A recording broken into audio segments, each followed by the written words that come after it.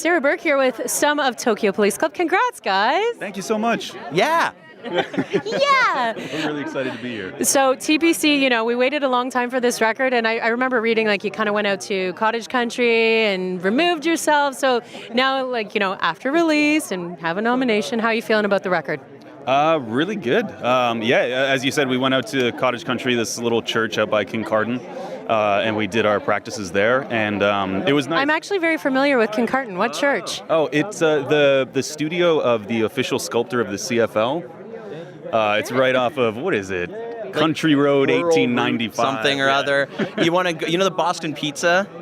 That's a landmark, yeah. Yeah, you want to go about 20 minutes away from the water from there. Southeast of there. What do you think that environment brought to the record? Well, for us, it was a church, so it was very open and very just bright sounding. So when we first got in there, everything just sounded a lot bigger. And since we wanted to do this record with full guitars, both Graham and I playing, it had this certain lushness that really kind of pointed us in the right direction for the rest of the sound of the record. Yeah.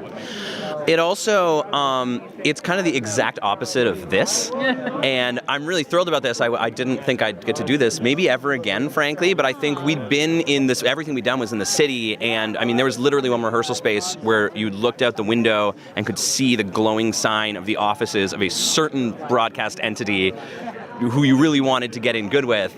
And the whole time you're writing, you're like, I wish I wasn't looking at my business goal right now because it doesn't feel super creatively engaging. Yeah. And so to be out and to look out the window and see an old man neighbor nodding nicely at you with a dog was so much more the speed. And I think it really freed us up to just there's no non-corny way to say it, but to remember, what we like to do. True.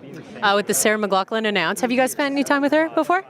No. No? So if you got, let's say, dinner with Sarah McLachlan, what would you ask her? What would you pick her brain about? I have no idea.